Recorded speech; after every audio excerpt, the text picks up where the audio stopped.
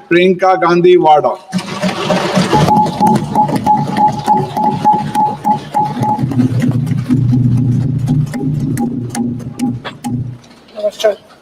माननीय अध्यक्ष महोदय जी, आज आपने मुझे इस सभा में बोलने का मौका दिया, इसके लिए मैं आपकी बहुत बहुत आभारी हूँ।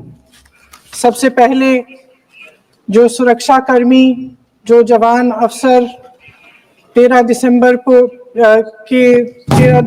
को संसद की सुरक्षा के लिए शहीद हुए, उनके प्रति मैं श्रद्धांजलि व्यक्त करना चाहती हूँ। महोदय, हजारों साल पुरानी हमारी देश की, धर्म की एक पुरानी परंपरा रही है। ये परंपरा संवाद, चर्चा की रही है। एक गौरवशाली परंपरा है जो दर्शन ग्रंथों में, वेदों में, उपनिषदों में दिखती है। वाद विवाद और संवाद की हमारी पुरानी संस्कृति है। अलग अलग धर्मों में भी, इस्लाम में, सूफियों में, बौद्ध धर्म में, जैन धर्म में, सिख धर्म में भी ये वाद संवाद, ये चर्चा बहस, इसकी संस्कृति रही है। इसी परंपरा से उभरा हमारा स्वतंत्रता संग्राम। हमारा स्वतंत्रता संग्राम विश्व में एक अनोखा संग्राम था, एक अनोखी लड़ाई थी जो अहिंसा और सत्य पर आधारित थी। ये वाद संवाद की जो परंपरा है, इसको इस संग्राम ने आगे कैसे बढ़ाया? क्योंकि ये जो संग्राम था, ये जो लड़ाई थी हमारी आजादी के लिए, एक बेहद लोकतांत्रिक लड़ाई थी।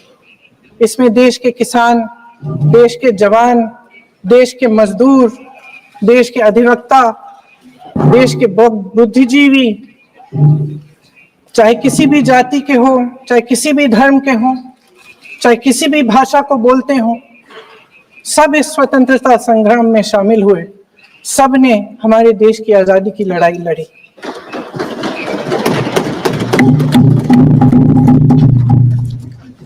और उसी आजादी की लड़ाई से एक आवाज उभरी जो हमारी देश की आवाज थी। वो आवाज ही आज हमारा संविधान है। साहस की आवाज थी, हमारी आजादी की आवाज थी, और उसी की गूंज ने हमारे संविधान को लिखा और बनाया। ये सिर्फ एक दस्तावेज नहीं है। बाबा साहेब अंबेडकर, मौलाना आजाद जी, राजगोपालाचारी जी और जवाहरलाल नेहरू जी और उस समय के तमाम नेता, जैसे आपने कहा, इस संविधान को बनाने की जो कार्य में सालों के लिए जुटे रहे।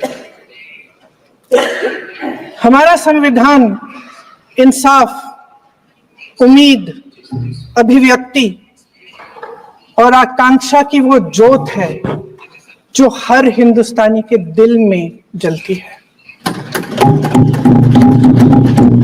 अध्यक्ष महोदय, इस ज्योत ने हर एक भारतीय को यह पहचानने की शक्ति दी कि उसे न्याय मिलने का अधिकार है, कि उसमें अपने अधिकारों के लिए आवाज उठाने की क्षमता है, कि जब वो आवाज उठाएगा तो सत्ता को उसके सामने झुकना पड़ेगा।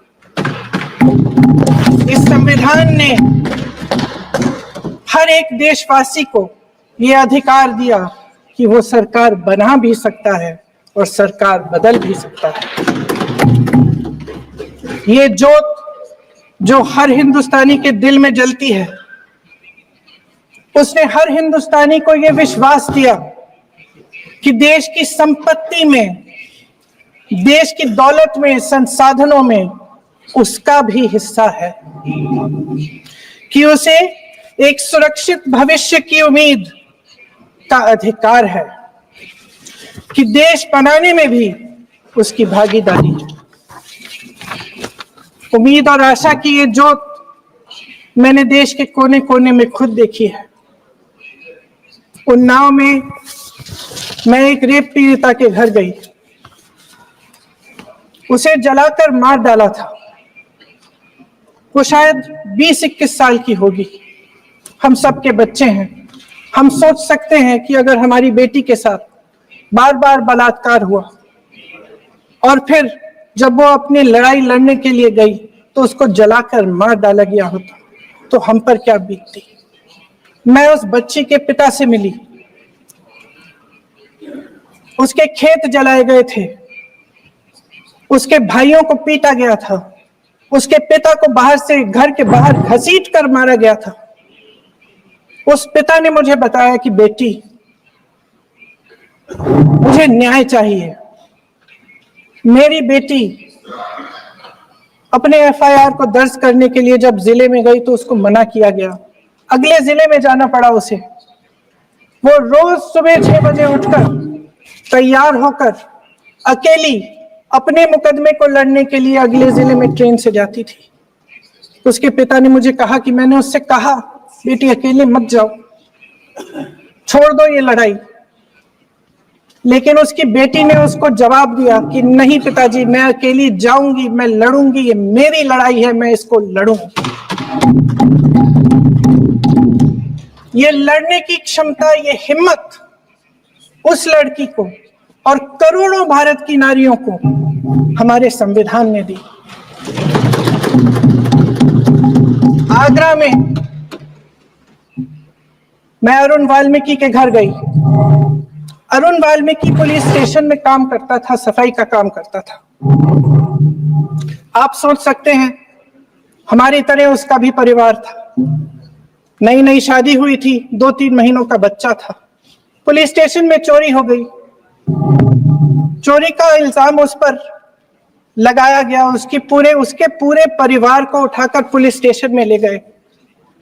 आप हंस रहे हैं, लेकिन ये गंभीर बात है। और क्या गंभीर बात। शर्म करो, शर्म। अरुण वाल्मीकि को पीट पीट के मार डाला, उसकी बीवी को पीटा, उसके पिता के नाखून निकाले, उसके पूरे परिवार को पीटा गया।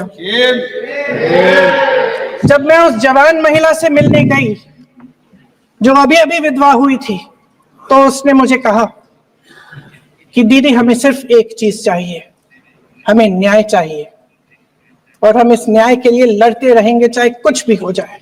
ये हिम्मत उस महिला को हमारे संविधान ने दी।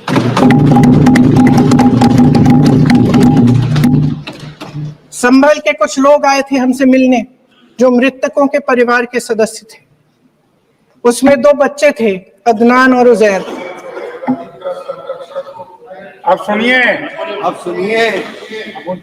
उसमें 2 बच्चे थे, अदनान और उजैर। एक बच्चा मेरे बच्चे की उम्र का है, दूसरा उससे छोटा 17 साल का है। दर्जी के बेटे थे। दर्जी का एक ही सपना था कि वो अपने बेटों को पढ़ाएगा, लिखाएगा। एक बेटा डॉक्टर बनेगा, एक बेटा भी सफल होगा दूसरा बेटा भी अपने जीवन में सफल होगा। उनके पिताजी हर रोज उनको स्कूल छोड़ते थे। उस दिन भी स्कूल छोड़ने के बाद अपनी दुकान में चले गए। उन्हें पता नहीं था कि विवाद हो रहा है।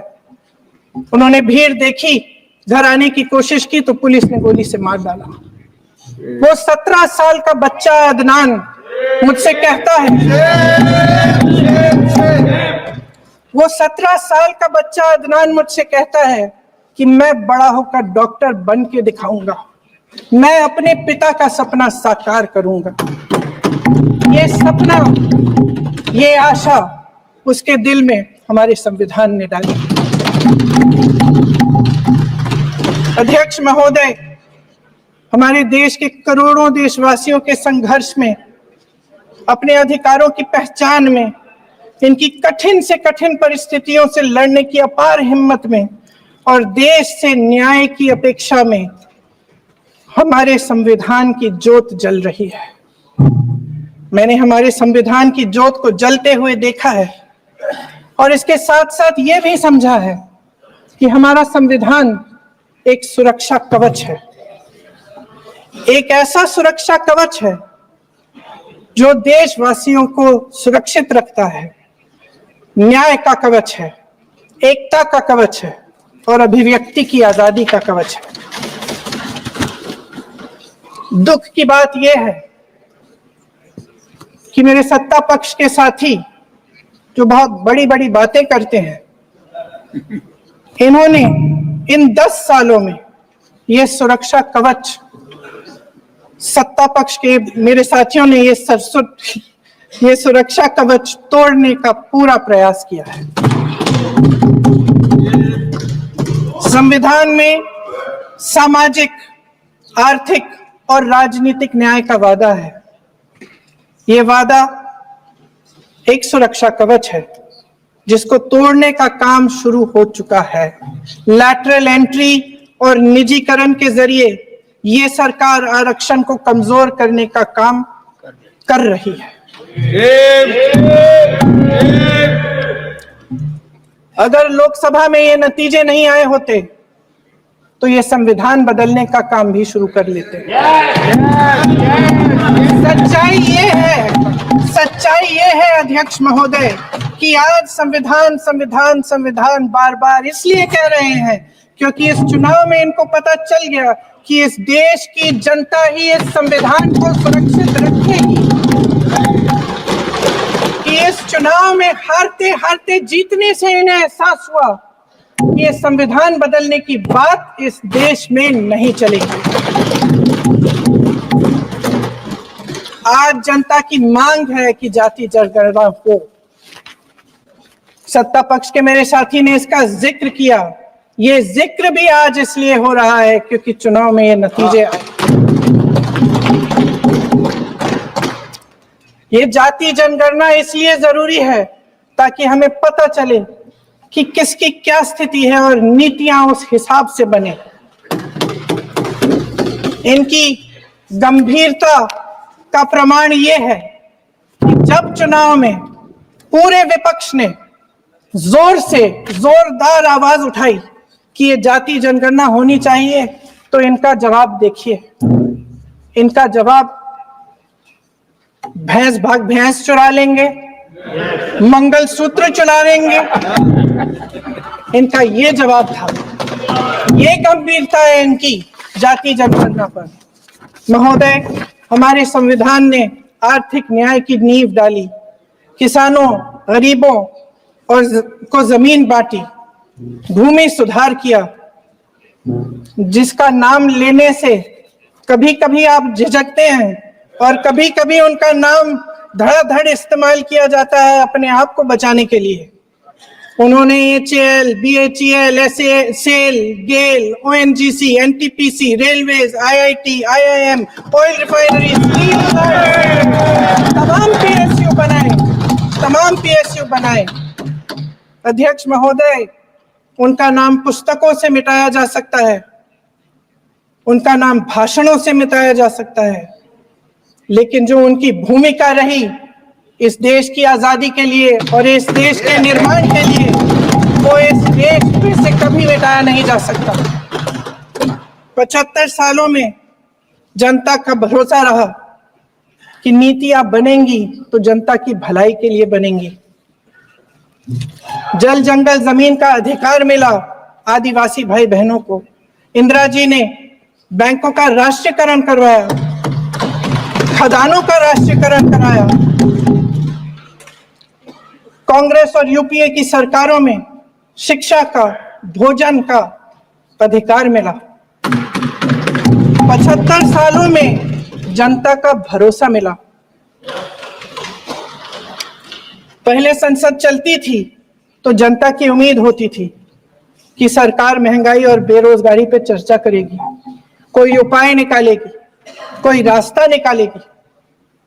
लोग मानते थे कि अगर कोई नई आर्थिक नीति बनेगी तो देश की अर्थव्यवस्था को मजबूत बनाने के लिए बनेगी, तो भारतीय बाजार को मजबूत बनाने के लिए बनेगी, उनके भविष्य को मजबूत बनाने के लिए बनेगी।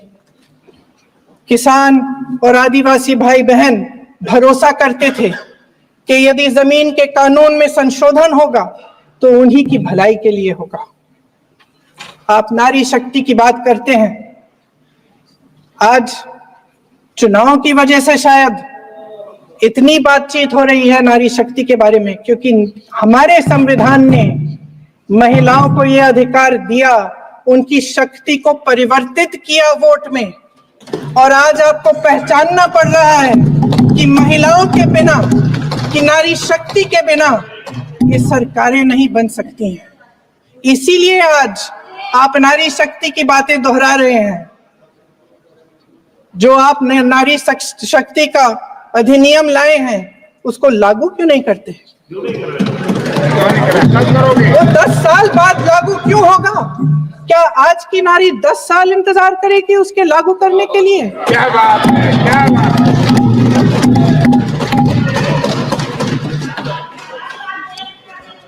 आज संसद में बैठे हुए सत्ता पक्ष के मेरे साथी ज्यादा से ज्यादा अतीत की बातें करते हैं।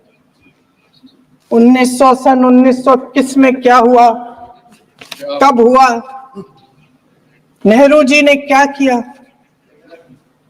अरे वर्तमान की बात करिए, देश को बताइए आप क्या कर रहे हैं, आपकी जिम्मेदारी क्या है? कि सारी जिम्मेदारी जवाहरलाल नेहरू की है। अध्यक्ष महोदय जी, ये सरकार आर्थिक न्याय का सुरक्षा कवच तोड़ रही है। आज संसद में बैठी ये सरकार बेरोजगारी और महंगाई से जूझ रही हमारी जनता को क्या राहत दे रही है? कृषि के कानून भी बड़े बड़े उद्योगपतियों के लिए बन रहे हैं। सही एमएसपी को छोड़िए, डीएपी तक नहीं मिल रहा है।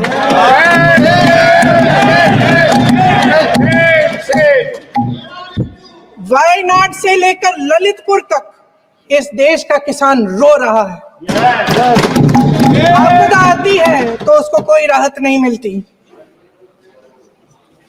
भगवान भरोसे है आज इस देश का किसान, उसको छोड़ दिया गया है। आज हिमाचल में देखिए, जितने भी कानून बने हैं वो सब बड़े बड़े उद्योगपतियों के लिए बन रहे हैं। हिमाचल में जो सेब उगता था, उसके जो छोटे छोटे किसान हैं वह रो रहे हैं, क्योंकि एक व्यक्ति के लिए सब कुछ बदला जा रहा है। सुनने की हिम्मत रखो। मैं अध्यक्ष महोदय जी, अध्यक्ष महोदय जी,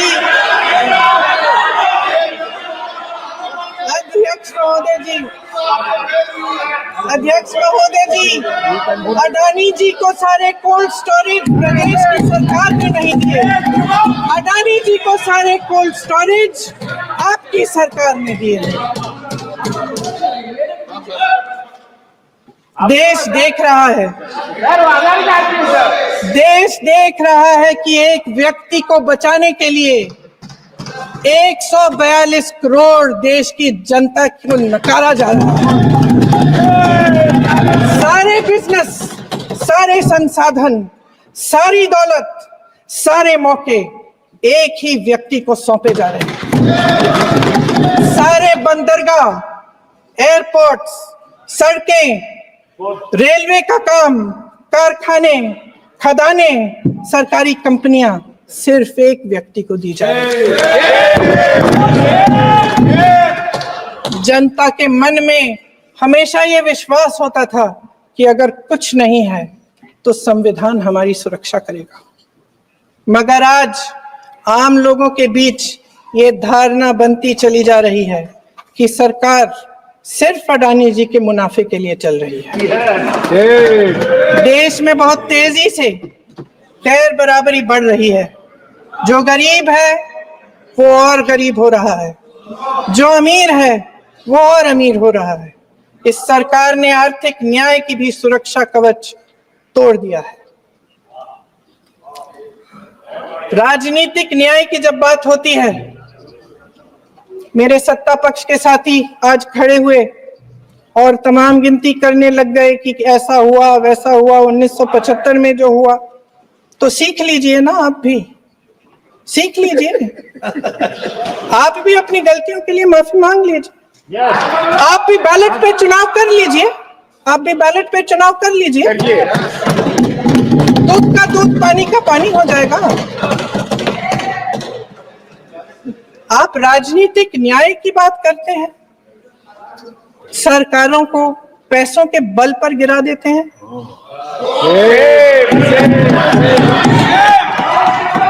मेरा आग्रह है कि अपन संविधान में सकारात्मक बोले।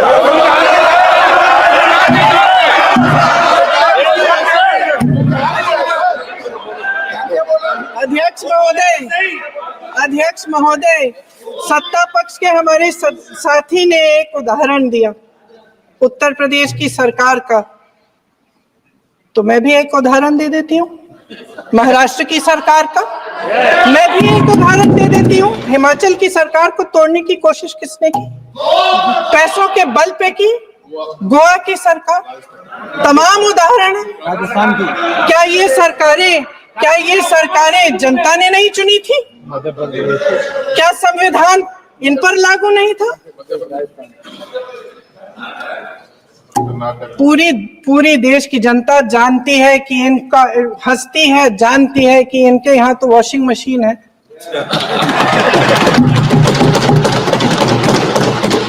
तो यहाँ से वहां जाता है, वो धुल जाता है। इस तरफ दाग, उस तरफ स्वच्छता। और मेरे कई ऐसे साथी हैं जो इस तरफ होते थे उस तरफ चले गए, मुझे दिख भी रहे हैं, वॉशिंग मशीन में शायद धुल गए हैं। अध्यक्ष महोदय, जहां भाईचारा और अपनापन होता था, जहां हमारे संविधान ने एकता का सुरक्षा कवच दिया था, वहां शक और घृणा के बीज बोए जा रहे हैं। एकता का सुरक्षा कवच तोड़ा जा रहा है। प्रधानमंत्री जी यहाँ सदन में संविधान की किताब को यूं माथे से लगाते हैं, लेकिन संभल में, हाथरस में, मणिपुर में जब न्याय की गुहार आती है, उठती है, तो उनके माथे पे शिकन तक नहीं आता।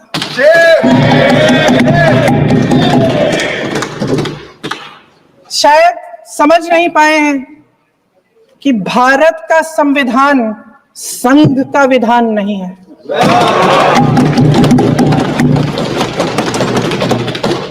भारत के संविधान ने हमें एकता दी, हमें आपसी प्रेम दिया। उस मोहब्बत की दुकान जिस पर आपको हंसी आती है, उसके साथ करोड़ों देशवासी चले। करोड़ों देशवासियों के दिल में एक दूसरे के लिए प्रेम है, घृणा नहीं है।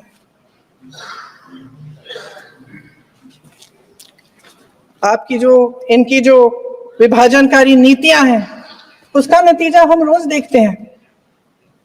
राजनीतिक फायदे के लिए संविधान को छोड़िए, देश की एकता को भी ये रख नहीं सकते, इसकी सुरक्षा नहीं कर सकते। हमने संभल में देखा, मणिपुर में देखा। दरअसल इनका कहना है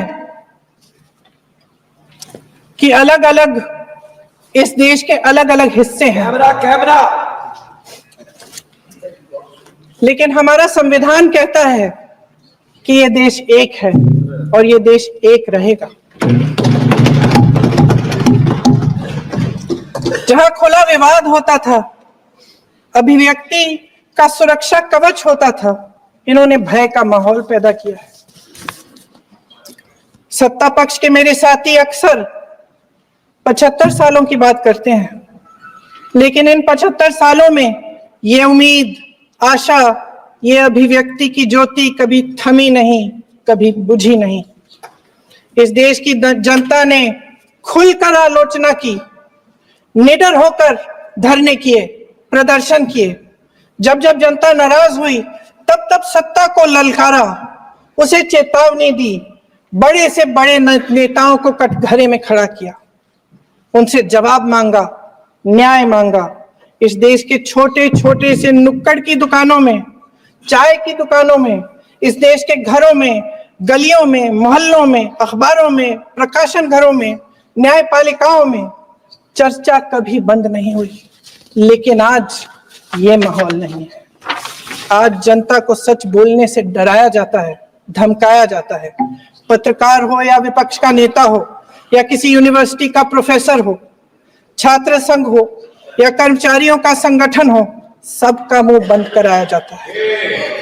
किसी पे ईडी, किसी पे सीबीआई, किसी पे इनकम टैक्स,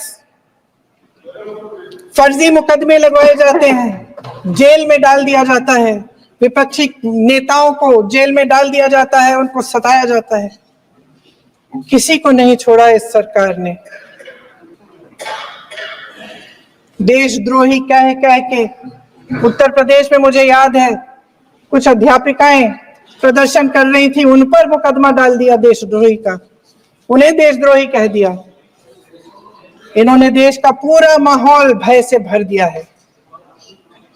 इनकी मीडिया की मशीन झूठ फैलाती है, तरह तरह के आरोप लगाती है, और शायद वह भी भय में ही है।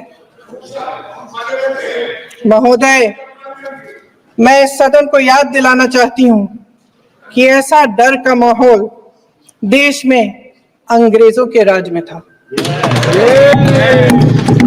जब इस तरफ बैठे हुए गांधी की विचारधारा वाले लोग आजादी की लड़ाई लड़ रहे थे और उस तरफ वाली विचारधारा वाले लोग भय में रहकर अंग्रेजों के साथ साठ गांठ कर रहे थे। लेकिन अध्यक्ष महोदय, भय का भी अपना स्वभाव होता है। भय फैलाने वाले हमेशा भय का खुद शिकार बन जाते हैं। ये प्रकृति का नियम है। आज इनकी भी यही हालत हो गई है। भय फैलाने के इतने आदी हो गए हैं कि खुद भय में रहने वाले हैं, चर्चा से डरते हैं, आलोचना से घबराते हैं। कई दिनों से हम मांग रहे हैं कि चर्चा करिए, लेकिन चर्चा करने की हिम्मत ही नहीं है।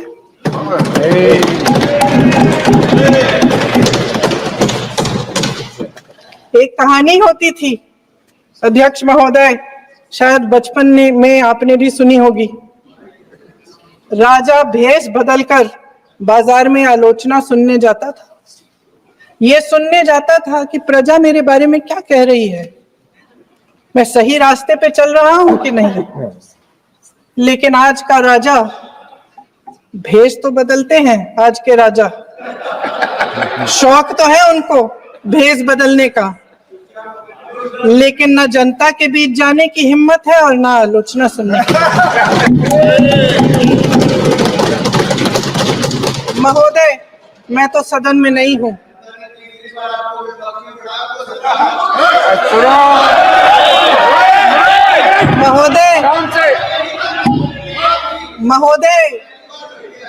महोदय, जनता में बहुत विवेक है, ये सही है।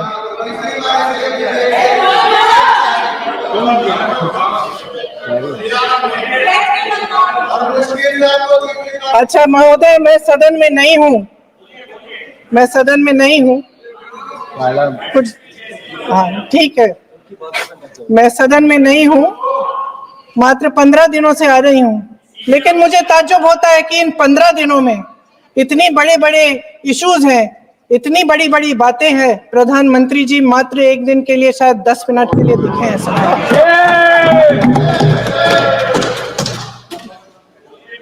बात यह है अध्यक्ष महोदय जी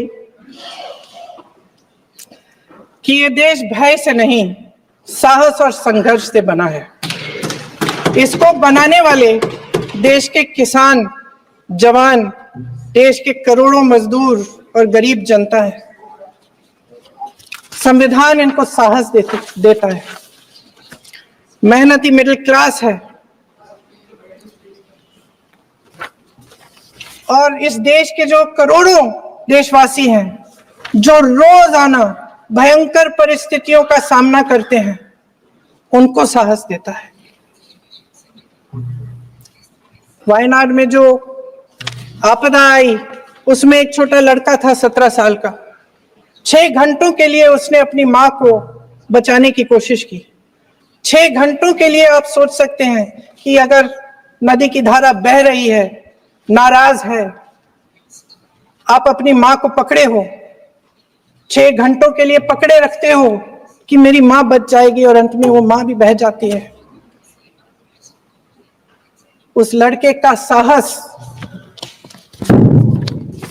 उन महिलाओं का साहस जो पीड़ित हैं लेकिन फिर भी अपनी लड़ाई लड़ रहे हैं, उन संभल के बच्चों का साहस जिनके पिताजी अभी अभी गुजर गए लेकिन फिर भी उनके सपनों को साकार करने की हिम्मत है, उनका साहस है, तो साहस इस संविधान ने दिया है।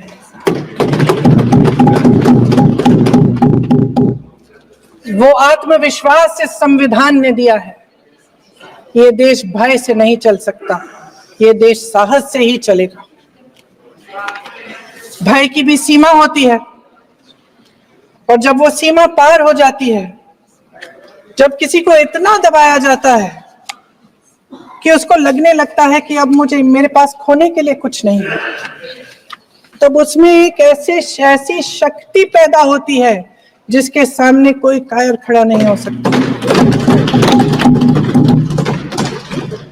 ये देश कायरों के हाथों में ज्यादा देर तक कभी नहीं रहा है।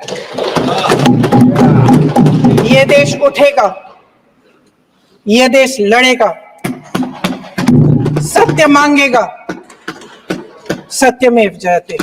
जय हिंद।